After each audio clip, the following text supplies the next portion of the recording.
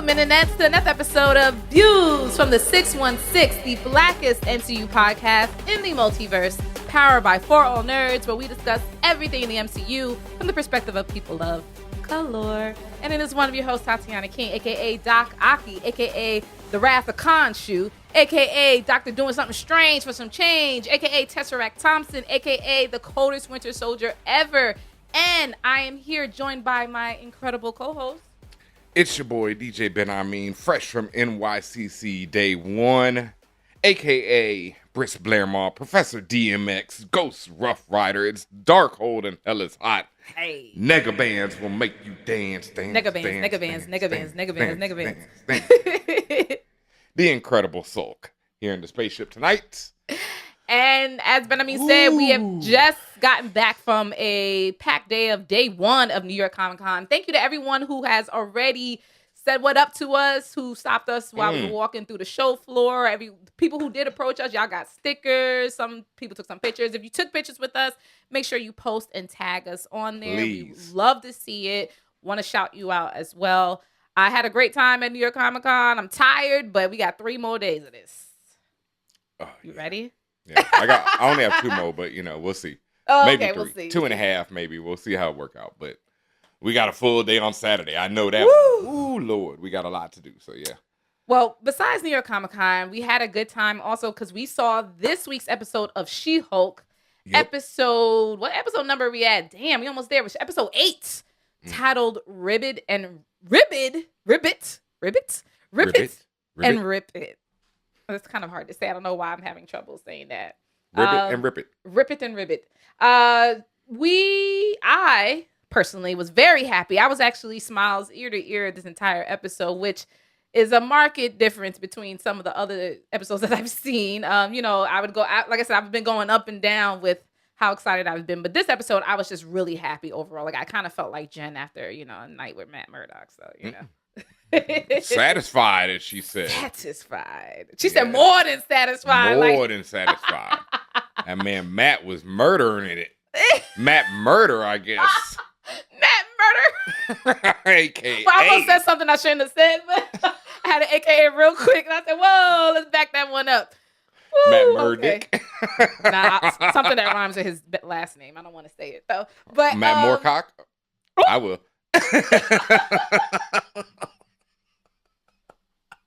But I mean, said it, not me. There's actually a famous author named Michael Moorcock, and I'm just saying, like, I know as a famous author, at some point he had to be like, you know what my name is. Well, please don't mind us being absolutely childish. But yes, we're here to discuss She-Hulk Attorney at Law, episode 8. Ben, what did you enjoy about this episode? Well, like Jen, I enjoyed Matt Murdock in this episode. She-Hulk smash! Hey. I mean, all right, no, first off top, let me tell y'all, like, I saw someone in the YouTube comments shout out last week. They were talking about, y'all really prove that I am not the comic reader I think I am when y'all sitting here breaking down characters like Porcupine. And I'm like, dog, Porcupine's one of my favorite things ever. Like, I was so hurt when my man took that L. And I was talking about it this week. I was like, it's so funny how Tatiana's reaction to him taking that L is like completely different than mine because she didn't read it in real time as like a 7-year-old, where I was like traumatized from this shit. No. Yeah. And then it's funny, like I'm learning to the person who said that. I'm learning about all this stuff now too. Like I'm learning it because of the show and I'm doing the research and just fucking crying, laughing at all these fucking losers, including this episode. All the fucking losers that they put in this shit.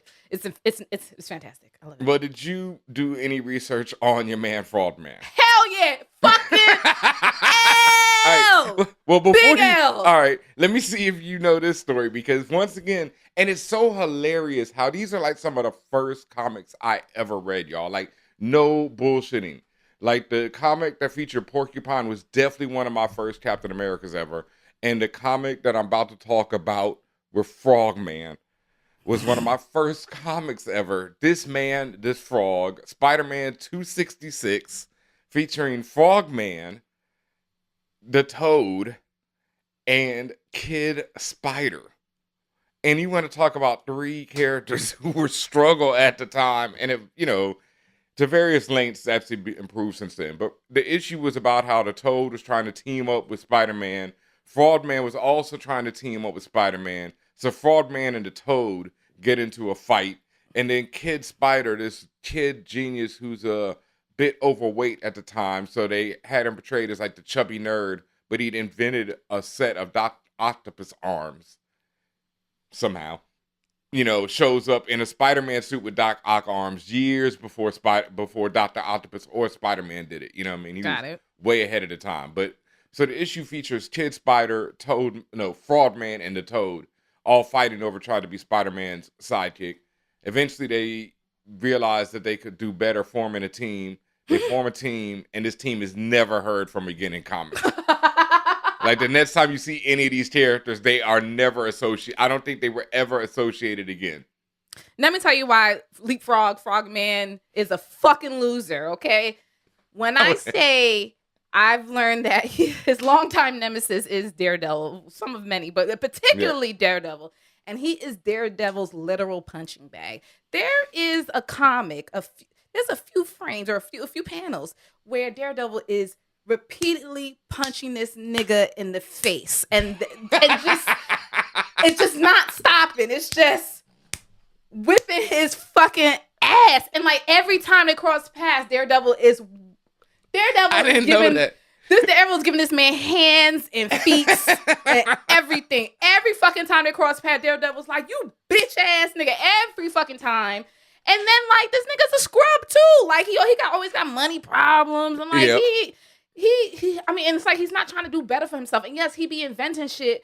And the best he did, I guess for his whole leapfrog shit, the best he did was them fucking shoes. And that's kind of what this episode is alluding to, them fucking shoes. But it's just like, nigga, like, do something better with your time, my guy. Like, you just want to get punched out by fucking Matt Murdock every fucking day? Like, come on, get a life. So anyway, like I said, this show is doing really well of bringing these fucking random ass niggas in. And then if you do the work to like figure out who these people are, you will be fucking, it's just hilarious. Yes. And it just gives you more comedy about why, like, and that's why they're playing all these characters so much up to be losers, right? Mm-hmm.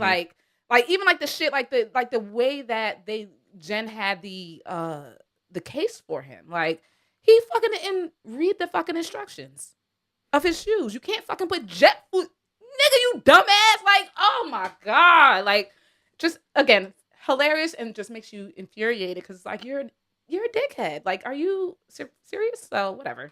But unlike, in the comics, he definitely has money problems, but here he's supposed to represent the rich, privileged kid. And like, but the thing is about these characters, and this goes straight from the She-Hulk comic, because they explored the obscure and randoms. They're like lovable losers. Like Frogman, I loved in his, the first time I read that issue. Porcupine was a lovable loser. Porcupine was definitely a lovable loser. I didn't know Frogman got his ass kicked by Daredevil every day. It was on sight. What like just you see Daredevil's walking down the street, you see that nigga immediate hands just every fucking day, bro. Well, Daredevil gave immediate hands to pretty much everyone he ran into, so it wasn't just like Frogman was. So what the fuck are you doing here? Yeah. Daredevil gave Juno talked about how Daredevil used to give hands to Turk every time, and Turk represented like the black man in America. Yeah, I remember. So. Giving hands, and then and the other thing about Leapfrog, or again, whatever the fuck this nigga's name is, Froggy Frog.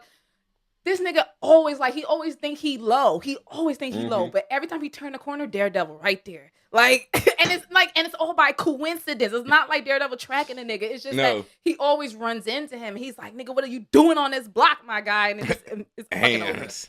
Yeah. Every time. But yeah, I that's actually one of the Easter eggs for this episode, just to learn more about Leapfrog.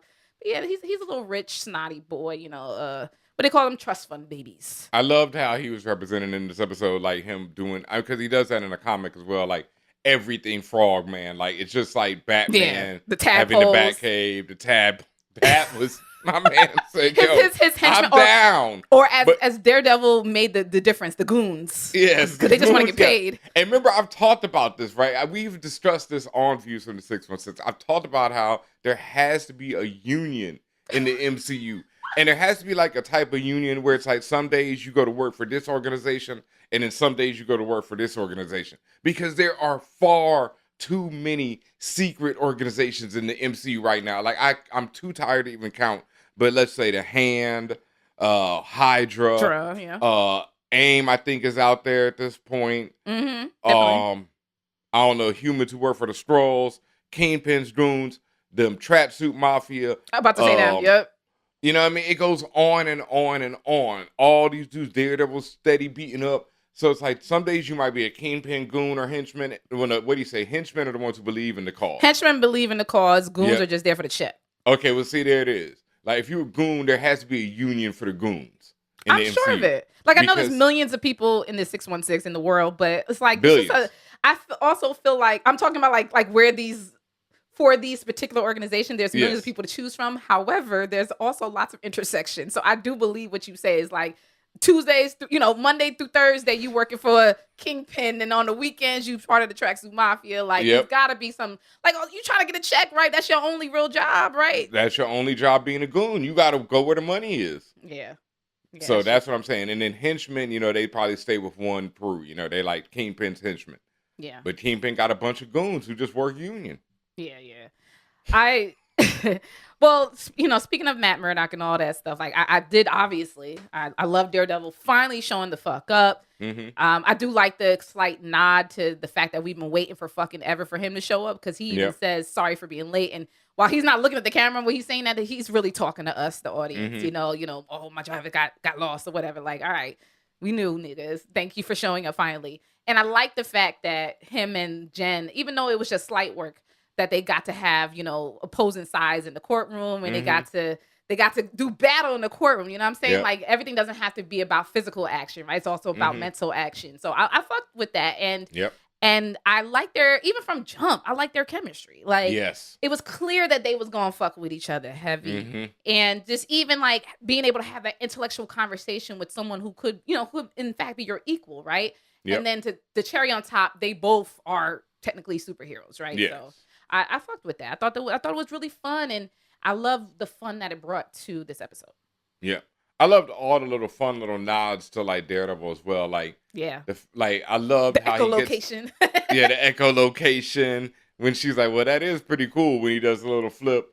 Also, the gold and red costume, because that goes back to Daredevil's first costume where he had the yellow and red joint. To honor his dad. Because his dad fought in yellow and red when he was a boxer in the ring. Right. And Once I like again, the continuity. One of my first Daredevil comics is Daredevil having hallucinations, which is pretty much every Daredevil issue. But he was having hallucinations that he was fighting the yellow and red Daredevil in a ring. In a boxing ring. Well, that'll do it. I like I never read Daredevil for like 10 years after that. I was like, yo, this nigga nuts. Nah, I'm good.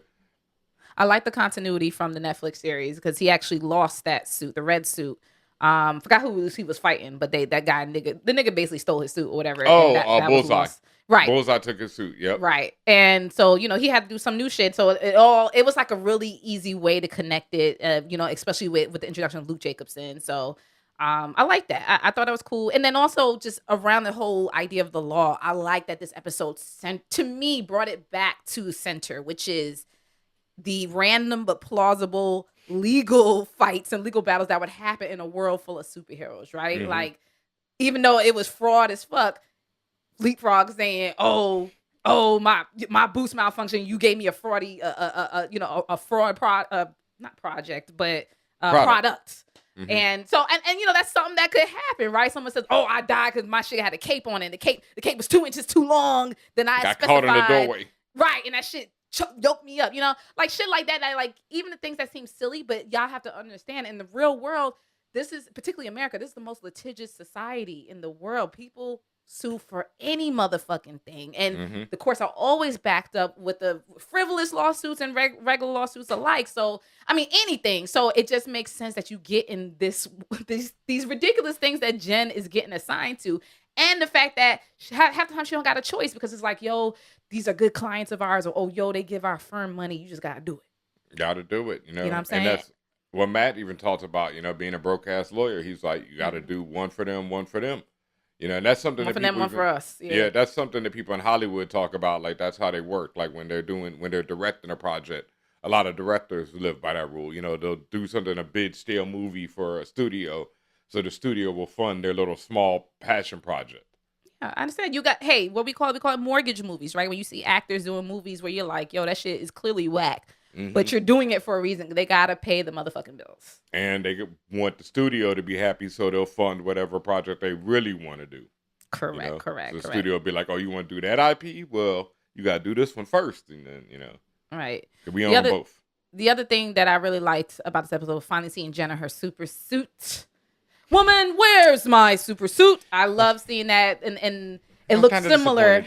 It looks similar to the one in the. You were disappointed? I knew. I saw the suit earlier. I've seen it before. I've seen it on the toys, everything. Right. So I knew what to expect, but I just like seeing it. I like that it looks similar. It wasn't the same, but similar to her classic costume. At least it had the same color scheme and generally the same design, but this time it was like gym outfit. It kind of felt very what's that gym brand that them white women be wearing? What's that gym brand? I can't even remember the name of it. Juicy? No, not Juicy Couture. No. I can't think of it right now, but I know everybody listening knows what I'm talking about. But anyway, I thought that was cool. And then the biggest cool thing I thought was seeing her rage out. Like here's two sides of it, right?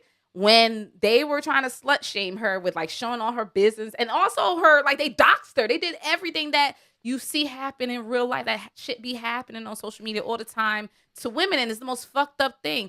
And Mallory was like, bro, don't do it. Cause you don't want to give these people the satisfaction of you raging out. Cause it's probably a trap, right? Or you doing some wild shit because no one's going to think about why you wilding out. They're just like, oh, look, there goes the crazy woman, the female lawyer, that's what they're thinking about. But I also, on the other hand of things, I also feel like, yo, she was fucking justified. She was fucking enraged and I was enraged when that shit happened. I was like, fuck this shit. Like, even when she was standing there looking at it, I said, smash that motherfucking screen. Fuck this shit. And she fucking did it. And then was just going all out. And then who the fuck showed up? The fucking damage control? Who the fuck was that outside with all the guns and the whole crew? Probably damage control. All right. But I like she was justified in the rage. And at the end of the day, though, that was a trap from the Hulk King's people to make her look crazy. I cannot lie. The way my man so nonchalantly was like, and she's a slut. Yeah. I fucking cried, dog. Yeah. Because it was like the way he just threw that in, too. Like, the video wasn't thrown in. The video, now that was horrible. But just the way, because I didn't know about the video. So when he just said, and she's a slut, I fucking fell out. Because I'm like, what a dick. Like, I didn't know I just don't add that on. That's some shit. Like, it's one thing, like, remember, we only saw him take the picture. We didn't realize he filmed the whole encounter. That means, slut shaming. And also, like, what is that called? Like just putting out people's sex tapes. Like, revenge porn. Revenge porn. Thank you. Revenge Full porn. disrespect, boy. It's wild disrespectful. So, Jen deserves to Hulk the fuck out. And, of course, no one's going to understand because she's the giant 7-foot or 8-foot green monster running around. And, even at that point, she devolved a little bit, right? She wasn't even growling or like as a human would. You heard her. It was more of a animalistic growl, right? It was that what you see Hulk doing, right? Like when he be going out of his way and just getting lit. That's how she was sounding, and rightfully so. But it is what it is. Yeah, well, Jen has in the comments gone through all the phases. Like that's why I love the little shout out to the Red Hulk because Jen has become a Red Hulk at one point. Jen went to like her rage gray green level at one point where she was a full on just like Hulk monster, no intelligent thought at all. Yeah. So she's shown all that in the comments. So I'm glad that they're showing it here. To go back a little, one other thing that I really loved about Daredevil's appearance was I loved how they played off all the tropes of Daredevil. Like they get him into the hallway. And you think he's about to have this ill-ass hallway fight. Again. And then She-Hulk just comes through and whap. Nah, you've already seen that before, dog. You do not need to see that again. And I also did love, because I think this is the first time we saw the baton, like the way it is in the comics. Baton? Yes, where it's like the retractable baton. Like, he used a type joint like that, like the grappling hook in the first Netflix show. But they never wanted to go to that, because that's some comic booky shit, when a man can throw a retractable baton out like that. But look. I love comic booky shit. Yeah. It works with his character and it's not cartoonish. Like it makes sense, especially like when you think about it, it's just a weaponization of his actual cane that he would walk around with, right? Yeah. Like that retracts. It will folds, but technically retracting too. So Yeah, but to have the rope where it snaps back, that's some that next shit's level ill. shit. Yeah, but that's that. That's the difference between the Marvel version of Daredevil, and they've already said that like while there might be hints and stuff towards the old stuff, they're telling a new story here because I know they might want to retell some of that stuff, like Elektra. Who knows? So Maybe. yeah, I I hope they don't. I don't need that because honestly, like I like this romance that's blooming between the two, and I mean some of there is continuity there, right? And Matt been hurt, like he been hurt for all sorts of reasons. So I like to see that they're two hurt people technically, so they kind of coming together to uplift each other. So I fuck with it. And I don't really need to see. I know they're calling it Born Again, which is based off one of the most like. That has Elektra in it, and it's all like the dark side, and then Daredevil finding himself. There is this run by Daredevil by writer Mark Waid, where it's like the only one that I know about, at least, where Daredevil is not constantly getting his ass kicked. That is like his fucking character. That's why he's beating on Fraudman and Turk, all these other, because everyone else beats his ass. You know what I mean? He stay getting his like. That's why I couldn't read Daredevil. Like, it was either he was hallucinating or he was getting his ass beat. Like, I promise you. Like, that's why the Netflix series is so bloody. He was getting his ass kicked every fucking week. Fam, when it crossed over with Inferno, like, that's the only time I read it because I was reading X-Men at the time, so I read Daredevil, and he was getting his ass kicked by a goddamn vacuum cleaner. I mean, it was possessed. But, yeah, he was getting his ass beat by this vacuum cleaner. He was getting that beat by a Dyson? Yeah, I was like, I cannot read no comic book where a man gets served by a goddamn Dyson. So, like, I never read Daredevil because he was always bloodied up, all that shit. But Mark Waid wrote him as, like, like, just more cheerful, more happy. Like the Daredevil we saw in this episode. And I'd like to see more of that. And just real quick, Ben, like that was actually one of the Easter eggs that you just reminded me. I forgot to note, but the whole the mention of Red Hulk. Who is Red Hulk? Red Hulk is Thunderbolt Ross. Rest in peace to William Hurt, who played him in the MCU. There's actually a rumor going around that Harrison Ford was going to now play Thunderbolt Ross instead, but we'll see what happens.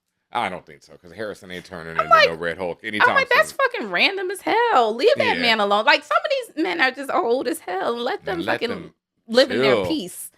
So, Thunderbolt Ross is the father of Betty Ross, who is Bruce Banner's longtime love interest. She was played by Liv Tyler in Edward Norton film, but they have not brought her back since. They did bring back Thunderbolt Ross. He was in Civil War, I think, and then definitely in Endgame and all that. So you've seen him a lot. But as his name implies, he is, in the comics, the founder of the Thunderbolts, which is this team of villains who come in and masquerade as heroes. Like, Wolverine's son plays him, Bullseye masquerades as Hawkeye, and a bunch of other stuff. And they pose as the Avengers while the real Avengers are gone for a while. And so there's now coming out, there's going to be a Thunderbolts film with Winter Soldier, the new Black Widow, Red Guardian, Ghost from Ant-Man, a new character, and someone else I can't remember. Maybe Abomination, who knows? We'll see. Gotcha. But yeah, that's coming out, and that should be like the Avengers movie before the Avengers. The next Kang joint comes out. That's what's up. Yeah, it's supposed to be a really big film. So those are but that still didn't answer the question. Thunderbolt Ross eventually, I mean, he goes through all kinds of shit. My man gets murdered, dies, comes back to life, everything. After he comes back to life, somehow gets some gamma radiation put into him and turns into the Red Hulk, where he is like super strong. Like, I mean, he's a Hulk, but he's red. He's still intelligent as hell. And anything he touches burns because he's like burning with rage. Like, the red is supposed to be like the next level of the rage for green. And it's like, other writers have done much more with the red, green, gray colors of the Hulk and all that stuff. But that was the original. He was the first, I think, time a Hulk turned red. Gotcha. Thunderbolt Ross. As far as I know. I think so. Gotcha. Yep. All right. So those were the things we liked and the stuff that we want to chitty chat about. Let's talk about really quick the things I personally dislike. Not too much with this episode. This is more nitpicky. I thought it was a well-written episode. I thought it was very clever dialogue. I thought it was really well paced. but I was just a tiny bit concerned that it took the introduction of Daredevil for things to be more fun again. And I know that's like a kind of weird, like this is supposed to be a light show, but I told y'all that it was shit where I'm just like wasn't feel like I was having fun. I was kind of slogging a little bit. So I was like, oh, this is great, but it's just like, damn, is it because of Daredevil, or like was Daredevil wasn't in this episode, would I still be feeling the same way? So I don't know. Maybe Daredevil wasn't in this episode. No, you would be feeling a completely different way because it'd be a completely different episode. So that's kind of tough to judge.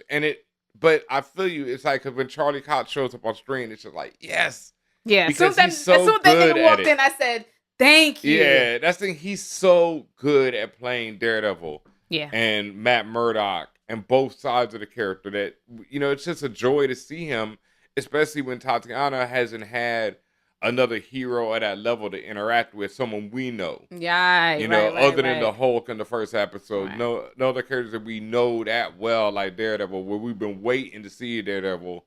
So it's like, that's tough to judge it on. And I was also happy to see at least even a little bit of some real fucking fighting. Like that shit with Titania has been weak as shit.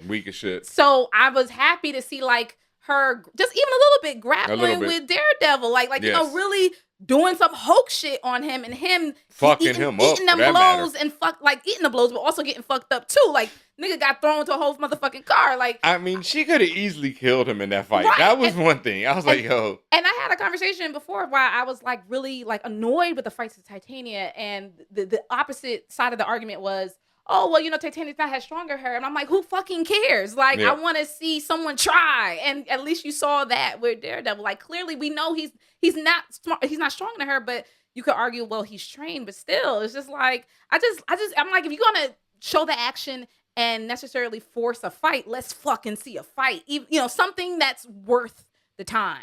So I thought that was cool to see. And that was well worth the time. But I was definitely worried. I was like, yo, she could have easily killed this man. Easily, right? But I also think she's still learning. So, and she clearly didn't want to kill him. Like she was just trying to incapacitate him, if anything. Yeah. But I did love how she just snatches his mask off too. That's also. Oh yeah, immediate. Because it's like people do not do that enough in superhero movies. Because it's always like this fucking build up, or the villain got to say a fucking 10-minute long speech about why he did what he did, and by that time the person dipped already and never even had a chance to unmask the nigga. And I'm just like, immediately she was like, "Who the fuck are you?" And thank you, Jen. The greatest one of all time, other than this is up there. This is definitely top 5. Is in Justice League, the cartoon, when Lex Luthor takes over Flash's body. And he takes an L throughout everything else he's trying to do. But then he's like, well, at least I get to find out who the Flash is. And takes off the mask. And he's looking in the mirror and he's like, I have no idea who this is.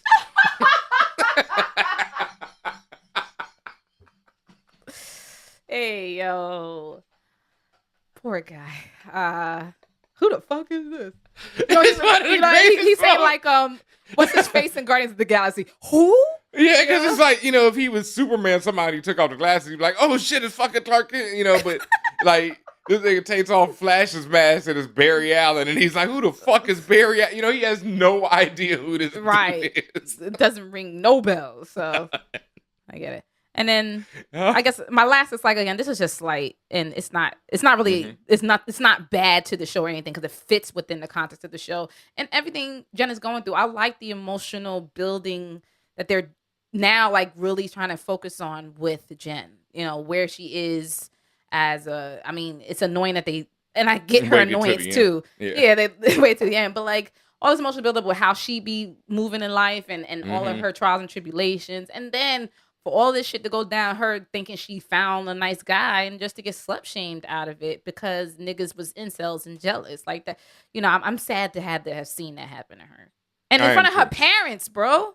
Her daddy right there, like, you don't want that shit to happen. And that's why, amongst other things, besides feeling like privacy, invasion of privacy, and despite feeling, that's beyond invasion of privacy. Right. And despite feeling like, obviously disrespect. It's just like, you do that in front of my peoples, what I mean? Like, how dare you? So, I just felt bad for her as within the context of her character. So no, super bad. Yeah, super bad for her, and definitely in the context of the character. But it was also, I like to see it. And the only thing is, I want to gripes is still that we mentioned last week and still hasn't been addressed, and I doubt it will be now. It's like how much Jen drinks on this show. Because now it's like anything is trying to come up, it could be like, well, she's been, slut shamed and all this other stuff and revenge porn. And so it's like, they can't be like, but Jen was drinking a lot. They can't start talking about that. So I don't think it's just going to be addressed. I think it's just going to be taken as, well, Jen's a party girl. I think, and shout out to whoever on Twitter hit us up saying why they know a lot of lawyers and they be drinking like fish. Understood. I feel it's like teachers, man. I know so many teachers and they used to be in a club every Friday night. Yeah, I mean, you gotta understand when you're dealing with stupid ass clients and stressful shit. Like, and honestly, the fucking bar is one of the centerpieces of the show, just in terms of that's where our beloved hero and her friends convene, right? Yep. And chill and like, I mean, fucking this episode, where did she go after the losing the case? To the bar, and who was fucking there? Matt Murdock passing off a green apple martini, like. Yeah, it's normalized. And again, just coming from a family of lawyers, that's actually fucking true. It's like everything leads up to the bar or the party or the lounge or whatever. So, well, I mean, I know it's like I DJ and I know how much drinking is involved in that if you let it happen. So, facts.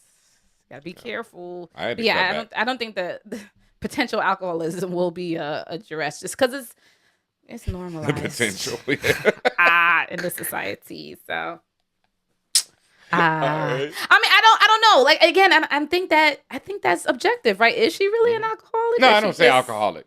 Okay. Is she headed down that path? I hope not. Not you say yeah. I mean, I'm just saying, like, that's the thing about the MCU. Like, even Tony Stark, who is considered a raging alcoholic in the comics, and has to constantly battle and does not drink because of it. In the MCU, they show him drinking a lot, but they never really address the fact that, Tony is. And they said that Tony was a straight up alcoholic. I mean, I've discussed in the cartoons. They make it clear he's an alcoholic. Yeah, I didn't know that. Wow, that's crazy. But yeah, in the comics, like, once again, one of my first Iron Man comics is this nigga Tony in a blizzard selling his coat so he can get another fifth. Ooh, he down in a bad. Blizzard, selling his coat down bad. It's one of the first comics I ever read. The cover says Tony Stark will either be dead or it's like something like that. He'll either be dead by the morning. It's like one of them things. Like if he makes it through this night type of thing. Facts. Yeah. And this man sold his coat that night to get another fifth. That's like on some heroin shit. Damn. I remember I didn't even know what fifths were. I didn't know what none of this, the terminology they were using. I didn't understand it. I didn't even understand the fact that he really sold his coat because I didn't know what a blizzard was. I was like, I was kind of like. It was wild young. But I didn't have blizzards in Houston, so it was like, I didn't know what the fuck. Okay. But it was like, I did understand that this man was doing so much for this liquor. I was like, yo, that's. So much in the worst of times. In the worst of times. Yeah. Right. That's a crazy issue. Anybody out there who's read it, y'all know what I'm talking about. It's ooh.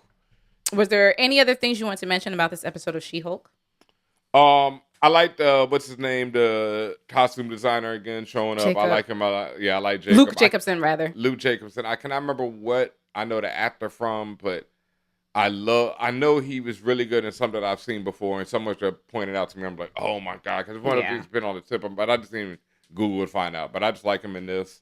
I like that whole costume designer for the heroes. Yeah.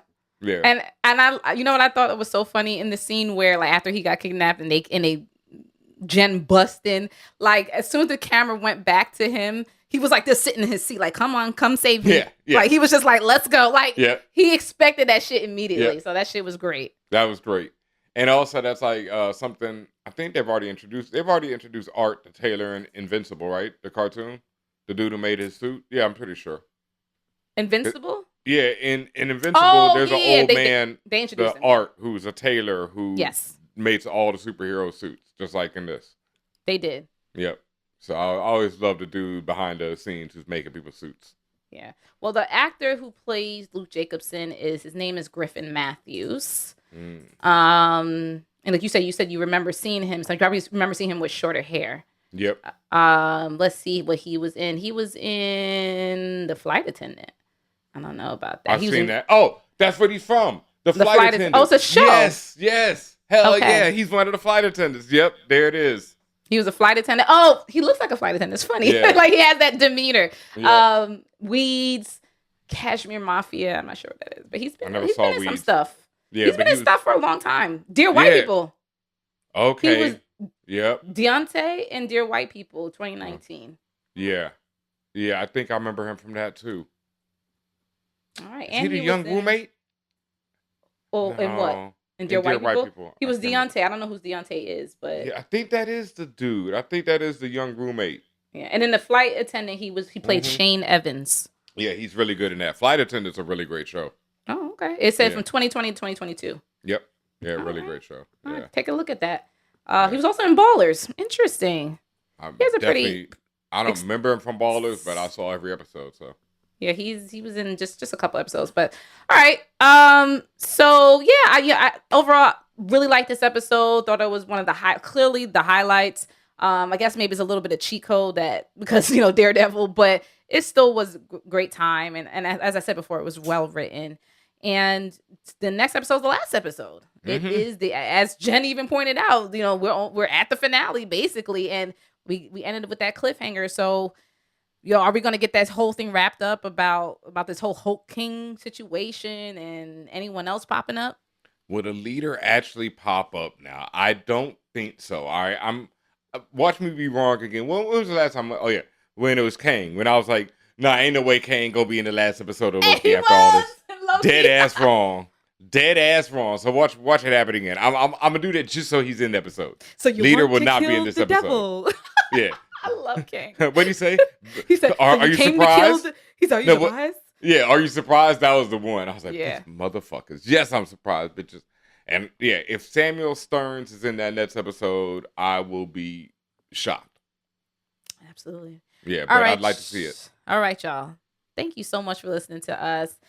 Appreciate you. Please support us in many different ways. Make sure you are following us on your favorite podcast platform. You must follow For All Nerds and subscribe, whatever the button says for you, in order to listen to Views from the 616. Follow us on the Twitters and on Instagram at For All Nerds. On Twitter, we're Views from 616. Make sure you also, if you like Game of Thrones, we have our Castle Black podcast where we review House of Dragons every week. Thank you to everyone for all the shout outs and the love over there. You just said House of Dragons. That's what his name. Nigga, what else is the name? That's the name. Thank you to everyone again who saluted us today at Comic-Con. We will see you for the rest of Comic-Con weekend. Please say what up to us if you are going to be in town. You're going to be in the building.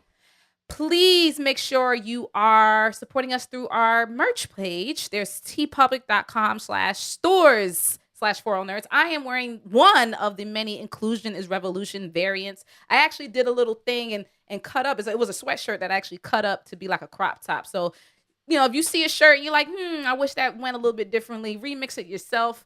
Or do like Ben Amin did and get the would you like to fuck around and find out shirt. Put that on a tee. And you can put these designs. We got wild designs, y'all. Put this and some more new designs that are coming. Put it on a mug like Ben Amin has. His Inclusion is Revolution design. Put it on a mask because you still should be wearing masks in certain places, y'all. Comic-Con. Make sure you are, again, going tpublic.com/stores/4allnerds. Make sure you are also hitting us up on our Patreon. Please, thank you so much. The Patreon is how we pay our staff and how we do cool things that cost money. Patreon.com/4allnerds. And really, the best thing you can do for us is listen. Listen to our podcast. Make sure you are sharing. Make sure you are telling your friends and your partner them that, we think this is the fire podcast. Listen to this shit. Even you listen to 15 minutes. Whatever time you got, listen to that shit, okay? You won't be disappointed. And as always, we appreciate all of your support, all of your love and generosity. We salute you. And we will be back for the last episode of She-Hulk, episode 9.